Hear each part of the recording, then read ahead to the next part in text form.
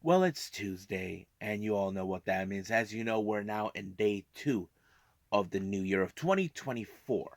So, as always, we're going to be doing some more pro wrestling. As you know, we have NWA Powerrr with some very interesting matches taking place.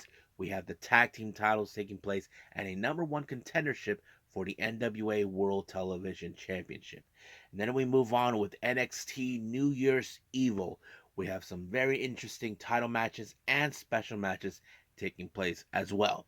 But first things first, we're going to be reviewing, of course, the last two of ChocoPro, starting with from January 1st with ChocoPro 349 with three matches. And of course, we have January 2nd, which of course was today, with 350. So basically, we have three matches as well taking place. So there's a lot of things that took place on both shows.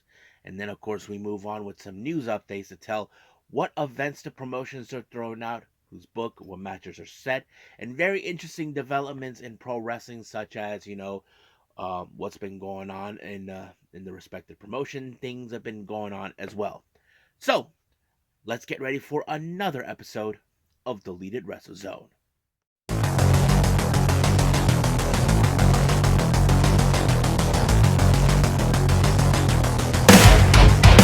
Are you ready? Get up, get up! Get up, get up! Get up, get up! Get up, get up!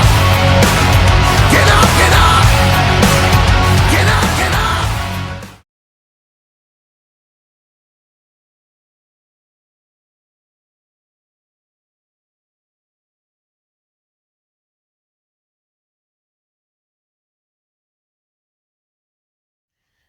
Welcome everybody to Deleted Wrestle Zone, all things that is pro wrestling with AEW, NXT, New Japan Pro Wrestling, Impact Wrestling, the National Wrestling Alliance, various promotions, wrestlers, matches, and championships. I am your host, J Rod here. So, if you are new to the channel, welcome. This is a channel where we do a lot of pro wrestling reviews from various promotions, not only here in the United States, but also in Japan, Mexico, Canada, Europe, the UK, anywhere in the world where pro wrestling is not as big, but it continues to grow. We also do discussion videos, talk about various topics such as the wrestlers themselves, the factions, storylines, whatever we want to get our hands on. We also do some news updates. If I'm unable to put it on this episode, I can put it on a separate video by itself. And we do various other cool things. So if you like what you see, please subscribe to us on this channel. So click on that subscribe button. You'll be getting a lot of daily reviews and other cool stuff as well. But if you like this episode, please give us a like on the like button or leave us a nice comment down in the description down below. Now, excuse me. We do our first review, and this is, of course, coming off the start of 2024 for ChocoPro with episode 349. Three matches have been announced, but however, the show opens with once again G Kochikawa, who has been currently been sidelined due to an injury. Once again, open the show, give the people the lowdown and info what's going to happen on the show. Oh, excuse me. But this is our first match that we have. We have Sayaka Obihiro teaming up with Minoru Fujita, taking on the Best Bros, Mei Shiruga and Balanaki. Now, there is no secret that there have been, these two teams have fought each other on several occasions. Sometimes you see Sayaka teamed up with other people, same thing with Minoru Fujita, that sort of thing. But, however, in this case, it was completely different since it is the start of the new year. But as you know, of course, the Best Bros have always been a strong, cohesive team from the very beginning when they first formed together. I mean, myself, I'm a fan of the Best Bros. So it always passes on. Now, you probably would assume this match would end with the Dolphin press by, by the Best Bros, but nope. That wasn't it. It was a fantastic bridge bridge by Make Sure to onto Psycho Behiro, picked up the win just like that. So, as you know, Best Bros once again showed why they are the Best Bros no matter what. And luckily, they weren't pinned for this one because otherwise, Obihiro and Vegeta would have gotten a chance for the tag titles. Well, it did not happen for tonight. Well, for that day, actually. Now, our next match is a very interesting one. This is between two teammates. They have teamed up on various occasions. We have Tokiko Kirihara and Antonio Honda. Now, together they're known as Black Komanagi. They have teamed up on various occasions. Various times they have gone after the tag titles, but no luck. But however, Antonio Honda, who has more experience in wrestling than Tokiko, it's always been a factor in that type of match. But of course, Tokiko has learned from the best. Despite of her being a bit more older than him, she is a fourth generation wrestler. She's been with Got to Move / ChocoPro for almost 5 years. But she has learned a lot from Antonio Honda, not to mention to play dirty tricks. But she does have a fantastic striking kick capability. But of course, that wasn't going to play out. But the one thing she needs to be more careful is, of course, Antonio Honda's way of stopping the match and throwing a little bit of the comedy. But this case, it did not work in anybody's favor. But it was Antonio Honda who walked away with the win with a driver. 1, 2, 3, over. It was done just like that. Now, our main event. This is, of course, a bit of a preview that we will have until January 10th, but it's now in a tag team setting. Miya Yatsuba teams up with Gambari Pro's very own Munetatsu's Nakamura. They take on Masahiro Takanashi and Emi Sakura. Now, keep in mind, people, on a few days before that, it was Miya Yatsuba who defeated her during a Christmas event, the Christmas Rumble match, and Miya called her shot by declaring that she would challenge for the Super Asia Championship that Emi Sakura currently has. So, of course, that match was already been set. So, basically, the obvious question is, until here and out, will Miya Yatsuba have what it takes to try to build momentum to get to that before January 10th? That's the obvious question we normally tell. But, however, as you know, the experience. Now, Nakamura, he's much like Miya, less experience. So basically, you have the lesser experienced wrestlers taking on the more experienced wrestlers. Not to mention, of course, Masa and Emi Sakura. They're both have long experience. Not to mention, they also are known as a tag team together as well. But of course, the experience was going to play a very pinnacle part of this match because it was, of course, Emi Sakura who picked up the win when she applied the Magistral on Miya. 1, 2, 3. So basically, Miya has to build up momentum before January 10th for the Got to Move show to the future. Now, our very final thing is the Jonkin tournament. This one was a bit more. I did not anticipate a whole lot because I wasn't too sure. Because Best Bros were in fact eliminated right away. But I can tell you the person who walked away with the chocolate is surprisingly this is his first time winning, and that is of course Manetatsu Nakamura. So he picked up his first chocolate. So good for you, Nakamura. So I think that's pretty much it right now with ChocoPro 349. I say let's move on to the next one, 350.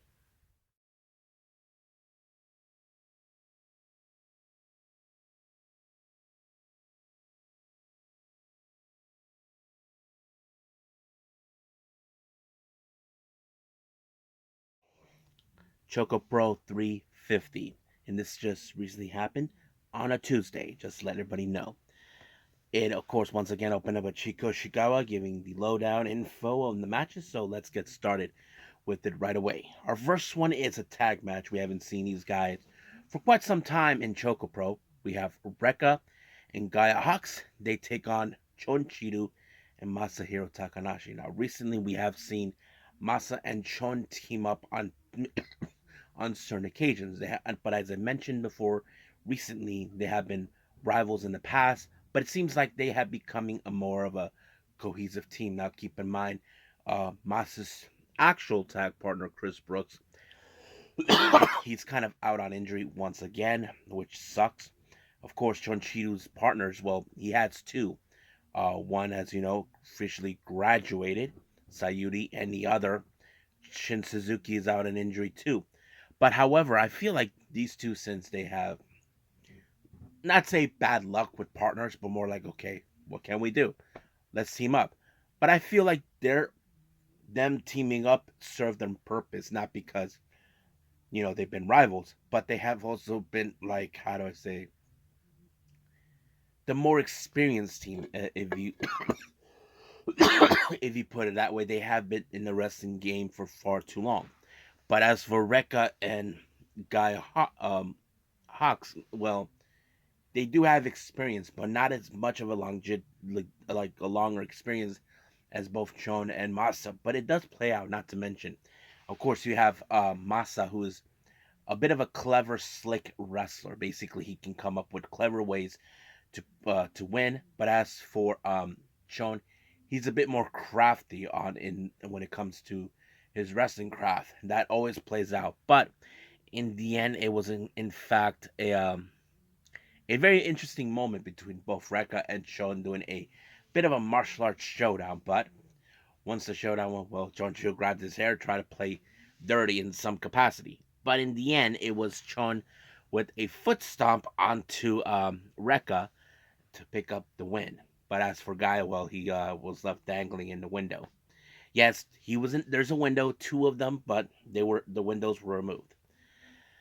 Now, originally, this next match was supposed to be Tokiko Kirihara versus Sayaka, but unfortunately, due to her poor health condition, she was unable to participate. However, they did stated that she will be able to participate on January 10th for the Got to Move show. So they replaced her with a very interesting wrestler named Kushinbo Kamen. He's like a bit of a cartoonish type wrestler with the mask, and I thought it was really, really fun because, of course, I have seen this guy actually. You know, he's very funny, but he plays pretty well. However, Tokiko Kara was not player of the game, so she tries to be a bit more aggressive towards him. But of course, there were moments where, of course, Tokiko completely lost control of herself. She did not realize that she was already in the match. Not to mention, it was Koshimbo who actually who picked up the win by pinning. Of course, Tokiko. So basically, she made the biggest mistake, not paying attention what she was supposed to have been doing. But that's her own damn fault. So she got herself into this mess to begin with. So yeah. But yeah. Now our next match is our main event, a very interesting three-way match. Team number one, we have Emi Sakura W, basically like a parody version of Emi Sakura. She teams up with Coyote Yonoyama and Hagane Shio.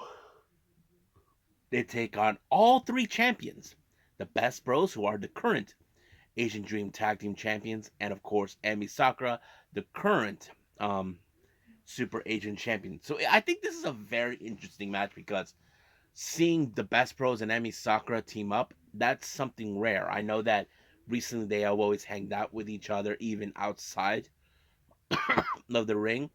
Especially whenever Emi, or every time Balian and Emi goes to Florida, when they stay with Emi Sakura, they always intended to make sure that they are together no matter what. And I think it was a pretty good timing. But however, the one thing that Emi Sakura cannot stand is her little offshoot parody, try to pretend that she's her. Of course, she tried to do Rero Rock You and all this other stuff, but in the end, if Emi Sakura knew that her little parody was going to think exactly what she was going to think, you know for a fact that she's going to try to pull one of her moves, the Maya Straw. But luckily, Emi Sakura put a reversal on Emi Sakura W. 1, 2, 3. It's done just like that. Now, our Junkin tournament, I can tell you this was a very interesting one. Once again, the Best Bros did not pass the first round. Somehow I thought I did not expect Masahiro Takahashi, who was a bit more clever in Jonkin, was going to walk out. But in the end, it was Konshimbo Kamen who picked up the win. Now, I cannot recall if he ever won it, but luckily he did. So I thought it was really, really fun to see. So That's your ChocoPro shows for right now. Don't know when they'll be back, but we do know we have the God to Move show coming up real soon on the 10th of January. So stand by for that. But right now, let's move on with NWA Powerrr.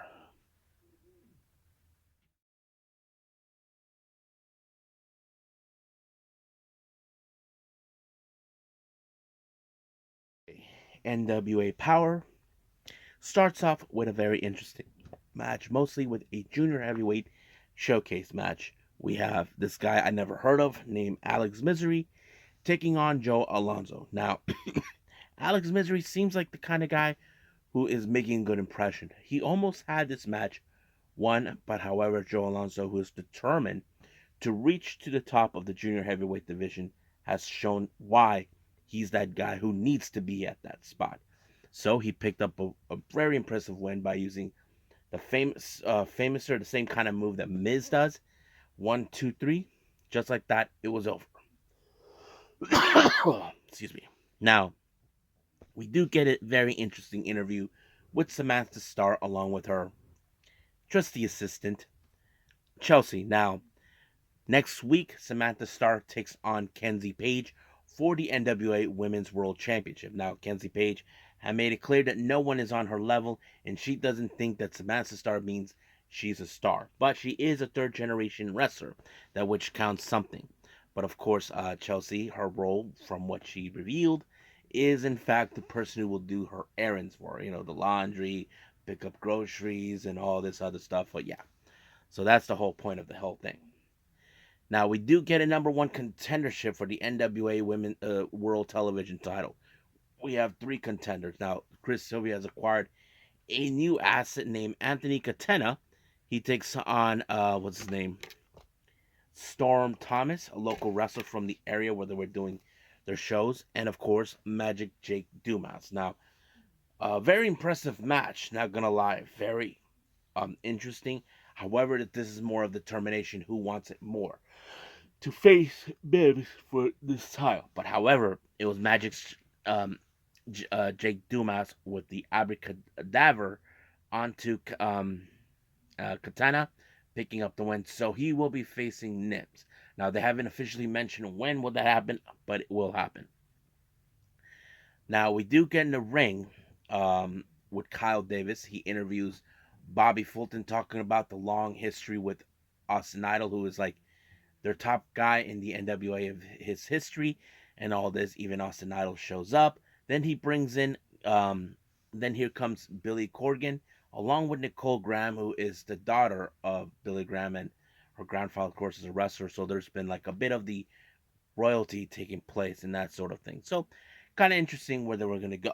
Then Kyle Davis does go backstage, does an interview with Knox Murdoch. Now, as you guys remember, a few weeks back, Trevor Murdoch has been unhinged after the result of what that sleazeball Aaron Stevens did, making sure that the belts do not leave a blunt force trauma. So basically, Trevor has been suspended, but he was able to admit, yes, I crossed the line. I should not have done it. I have to pay the prices. So basically, right now, he feels that, okay, I need to stop being this person, this, and just go back to the top. But sooner or later, Knox and Murdoch have to pick up those tag team titles, something that they have to do together. So, but they have to go to their first obstacle right now is against the Country Gentlemen. So I'm going to presume that match could take place next week. Now, our main event, we have the NWA World Tag Team titles. We have the Fixers taking on Blunt Force Trauma. But of course, that sleazeball Aaron Stevens was going to be there anyway. But as always, we did see how this Fixers seems like they had this match won in their favor. But of course, the threat of losing these tag titles by Blunt Force Trauma was taking a toll on Stevens, so he had to step up. However, it was, of course, distraction that caused a dropkick to the face by I don't know which one of the members of Blunt Force Trauma to Legursky, and just like that, they retain the title. So we will see what happens next week. So I think right now let's move on with our last and final review, NXT New Year's Evil.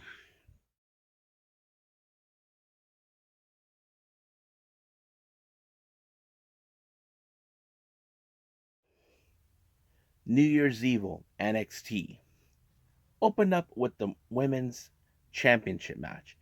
Blair Davenport, as you know, who survived the Iron Survival Challenge, was the number one contender to challenge Lyra Valkyria. Now, it's no secret that Blair Davenport has been proceeding for this belt until she just mysteriously disappeared, then reemerged to attack other women who most likely could have been a threat to her in some capacity.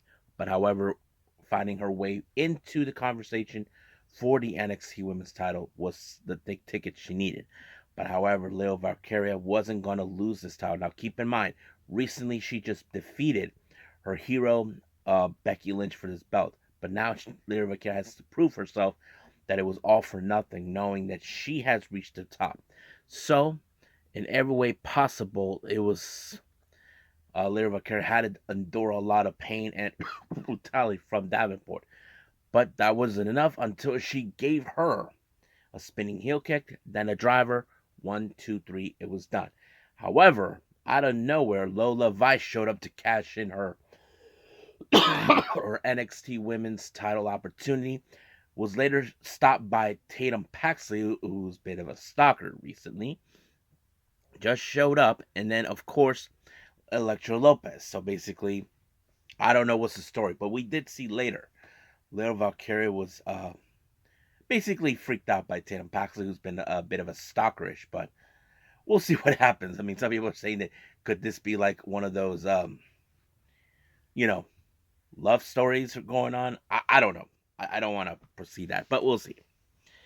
Now, unfortunately, we were hit by another snag. Dragunov, who suffered an injury, apparently was not okay.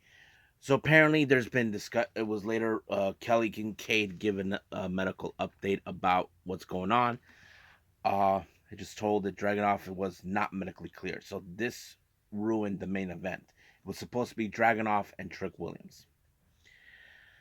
Now, we do see a very interesting match. Now, we have we have no catch quarter crew, no quarter catch crew. Gulak, Kemp, and Bourne. As you know, Dempsey went to Japan. They take on LWO, Cruz Toto, and Joaquin Wild. However, Dragon Lee was unable to participate due to some.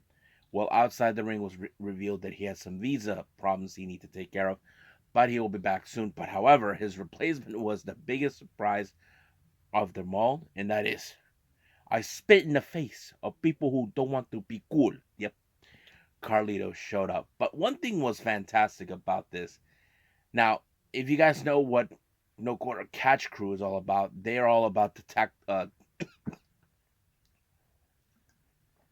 they're all about groundwork, putting people in the ground, like not on that whole flippy stuff. They believe that their style of technical wrestling is far more superior than lucha libre. But however, there was a moment in what, of course, the Catch Crew thought they had everything under control. That they were long distance themselves from the high flying. Well, it's no longer a part of that because somehow Joaquin Wild got launched really high all the way right across to No Quarter Catch Crew.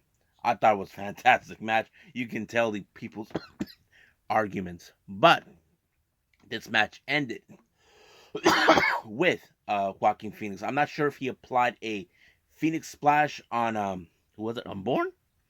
No, on Kemp, just like that. However, Drew Gulak got spit in the face with an apple by Carlito. Well, you can't have that without him, so that's how it ended.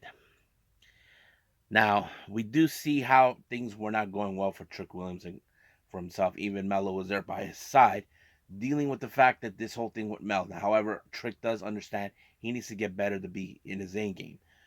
But all of a sudden, the biggest nightmare from NXT history shows up. The Grayson Waller showed up out of the blue, asking for the spot for for the title number one contendership to be put on the line, which later was our main event. Yeah. Our next match, we have Ariana Grace versus Roxanne Perez. Now, if you guys remember clearly, after Roxanne Perez lost to Kiana James and Ixie Demo, Roxanne Perez said that she's not done with them. But Ariana Grace tried to give her, saying that Wins and losses don't matter, but of course Roxanne Perez took that as an offense and then bitch slapped her right in her face. However, she was demanding that some disciplinary action takes place.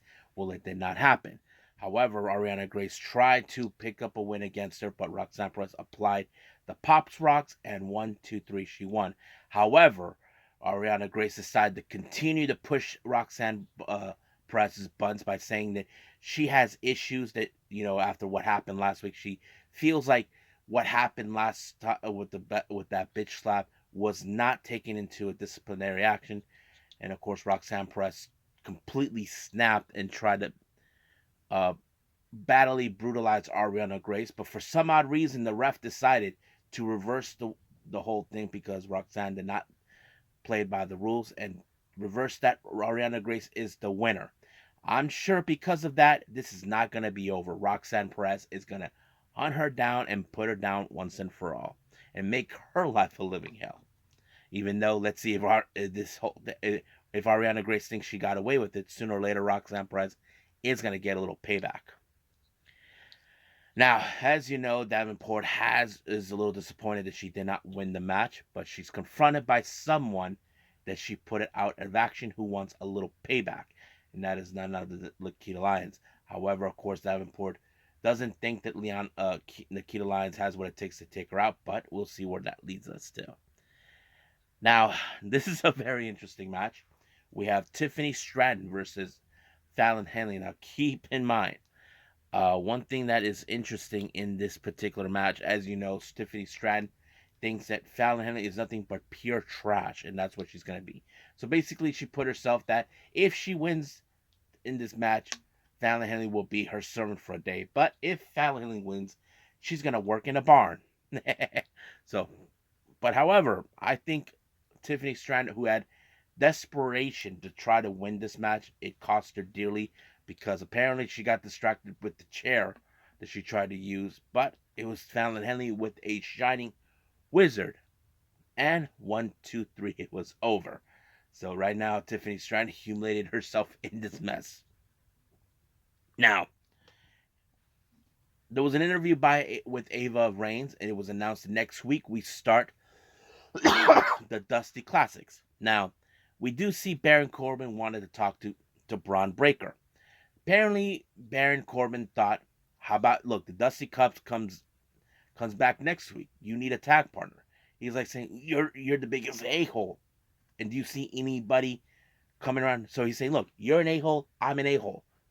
It works. So basically, Baron Corbin and Braun Breaker thought about it. They're like, okay, fair point. So basically, they feel like they're going to be the team that crush the Dusty Classic. But we'll see where that leads us from there.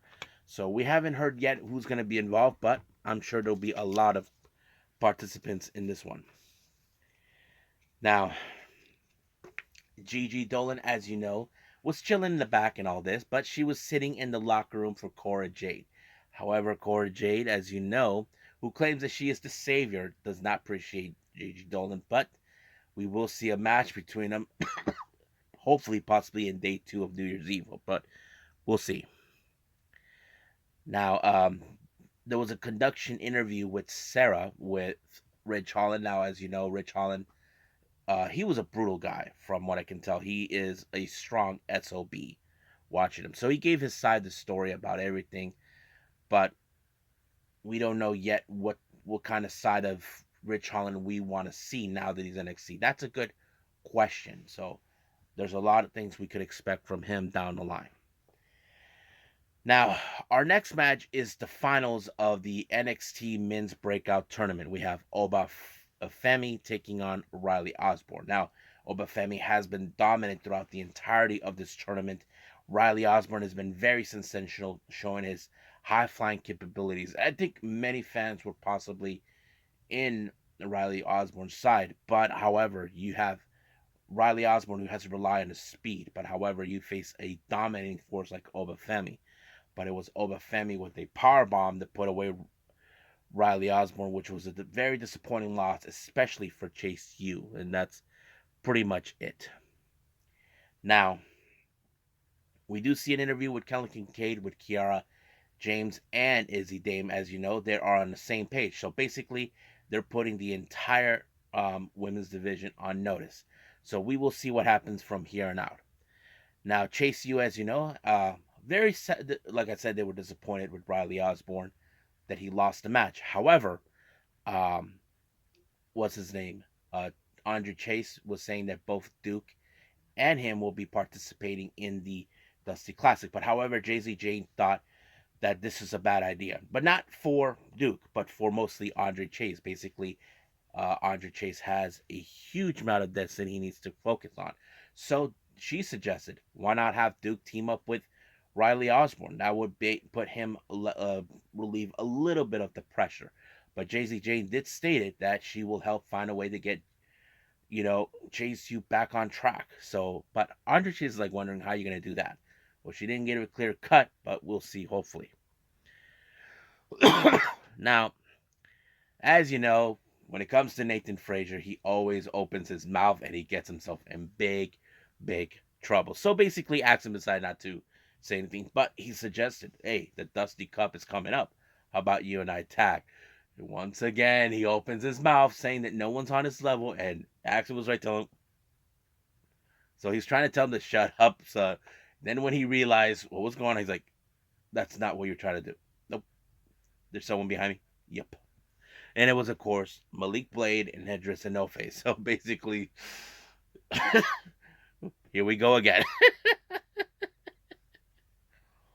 Now, as you know, the family has been on a roll since regaining the tag titles. However, they will keep the end of the bargain to OTM for a title, but also Chase U. They have to keep up with the dead. However, they introduced the lady who's been very helpful to them, Rizzo. So basically, there's that.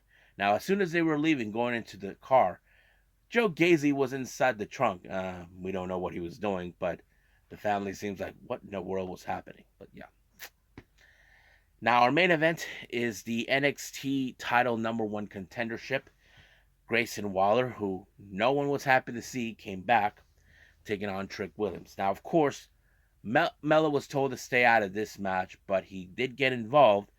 But, of course, you could have thought Grayson Waller had this match won, but he did not. For some odd reason, we saw Kevin Owens showed up, knock him out, and then Trick Williams applied the big knee in order to pick up the win. However, I did notice something interesting. I'm not sure what is going on. I don't know if there's a sting of jealousy with Mello, with Trick Williams' rise success. I don't know. But we will continue to pay attention closely between Trick and Mello down the line. So we'll see what happens next week. But right now, I think we're done with all of our reviews. I believe it's time for some news updates.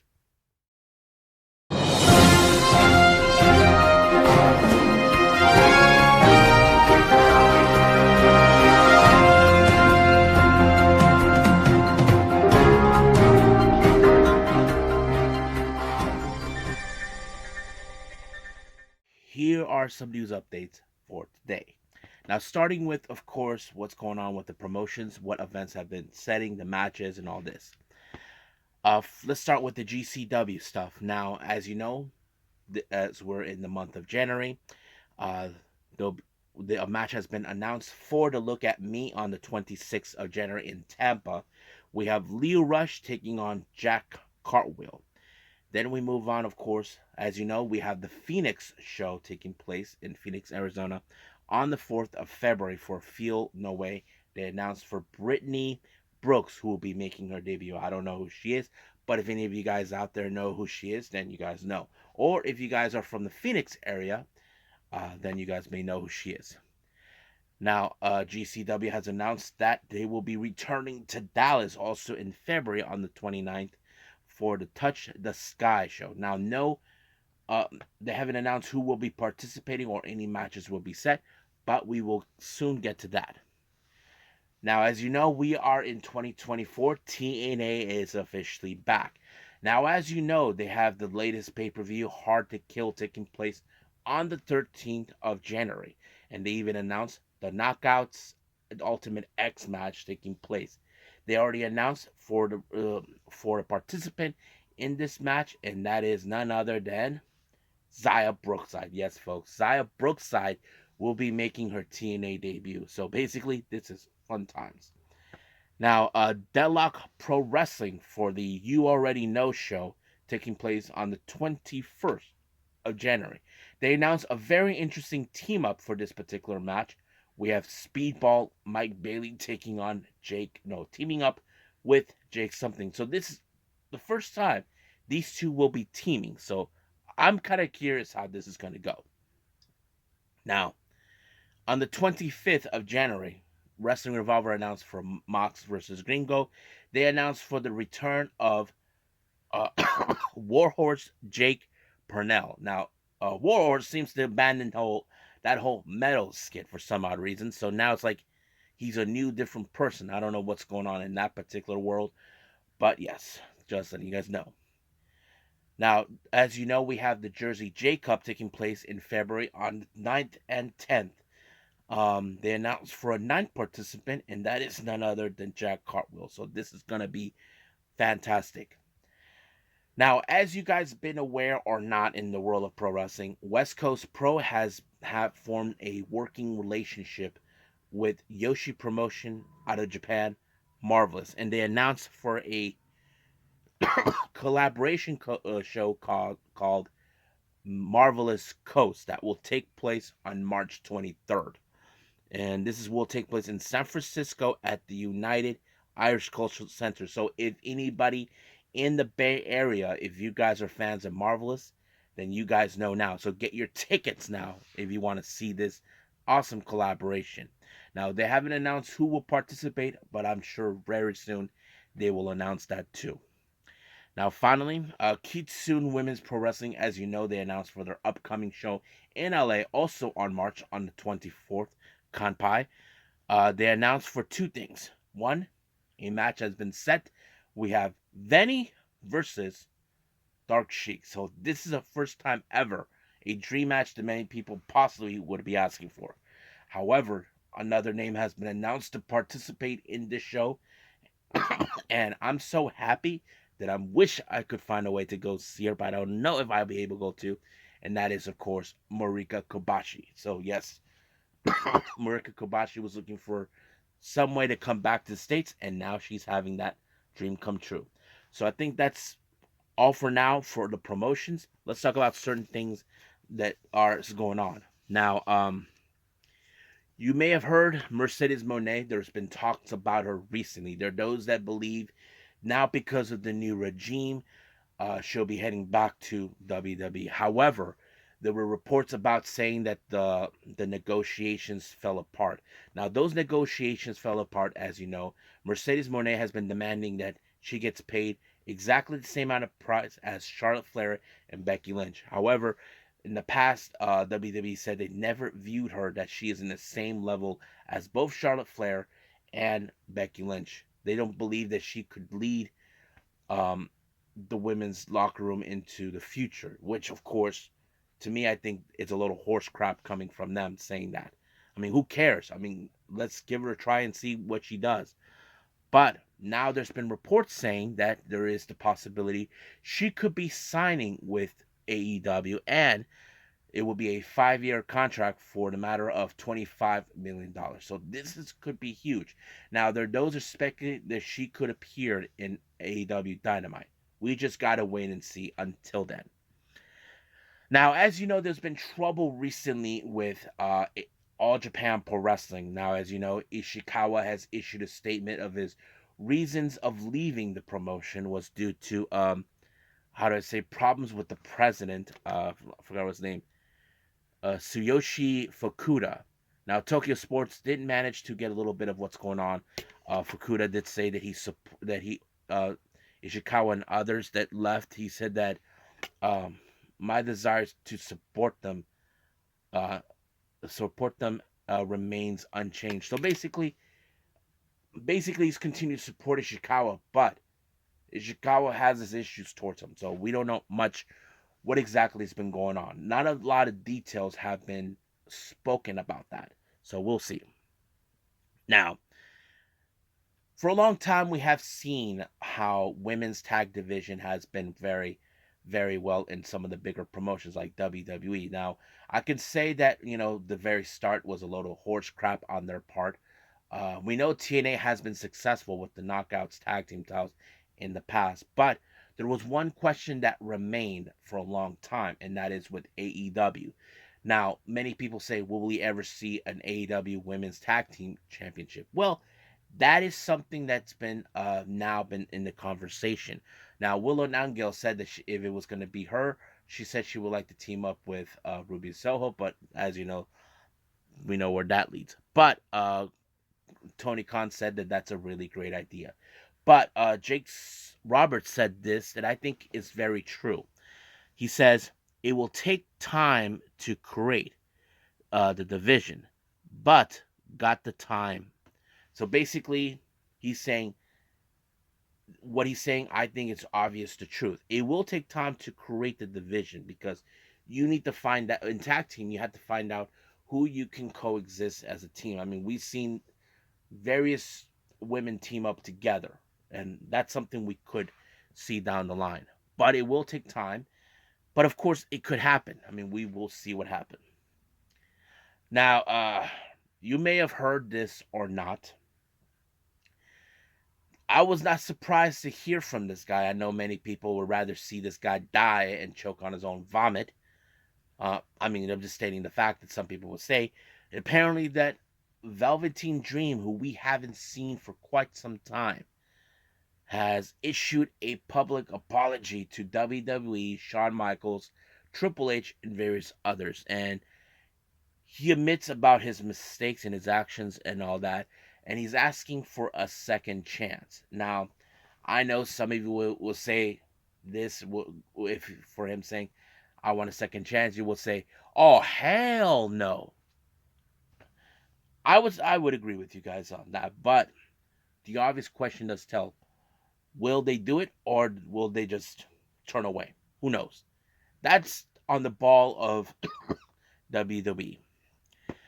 Now, as you know, I haven't seen this event yet by Pro Wrestling Noah. Apparently, unfortunately, Kota Ibushi, who had people are calling this match a disaster with Naomichi Marufuji, injured himself, messed up both of his ankles. So basically, it turns out that he was injured before this match. People are questioning left and right, are saying, why did this match just stop before?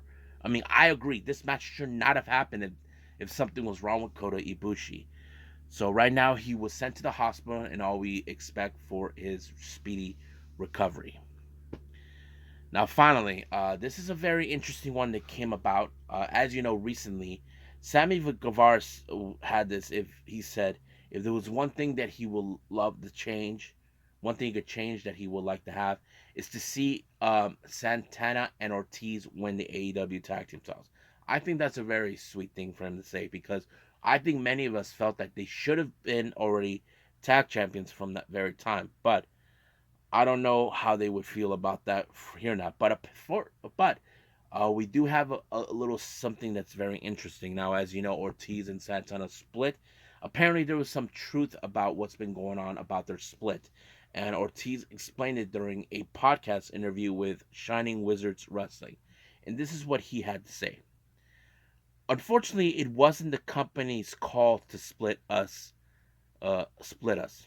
Me and Santana just couldn't get together personally, and he was very adamant about not working with me anymore. So the company kind of had no choice but to split us up, right? So they're like, okay, we're not just not tag, but it doesn't make any sense. At least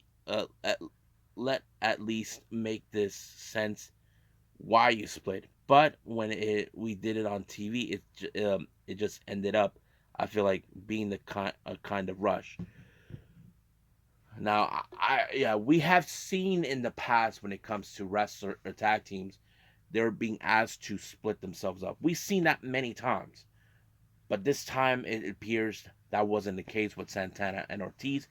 It appears that Ortiz and Santana couldn't possibly work together anymore. So that was the main reason. So okay, so we get a little bit of the truth what was behind it.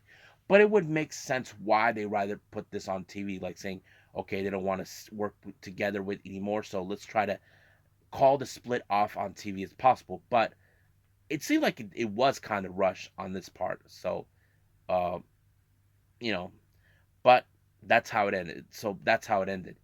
But the old same goes, and never say never. We don't know if they will ever team up. I mean, I personally would love to see them team up again and hopefully get another opportunity of the AEW tag team titles. That's something we definitely want to see. So, what do you guys think? Should they team up again in the near future? If they are, leave a comment down below and tell me that you want to see them return in the future. So, I think that's pretty much it with all of our stuff here on this episode. Let's just call it a day. Okay, so I hope everybody enjoys this episode. Coming up, as you know, we have AEW Dynamite. However, we do have a Stardom show, so I will put those two as a priority. Now, I'm considering making a judgment call. Forget about the much recent events with Pro Wrestling Noah and All Japan Pro Wrestling with some of the shows prior before the New Year's show. So there's that. So I will decide. I made a decision to just forget about those. Just worry about the ones we can do now. There are still some I haven't seen from the remainder of 2023. I'll get those as a priority as well. So we'll move forward from here on out. But, oops, I'm a butt of fingers. Anyway, so we'll see what happens until then. But for now, I will see you guys in the next DWZ time. Same DWZ channel. I must bid all of you adieu. So, goodbye. Mwah. And have a nice day. Bang.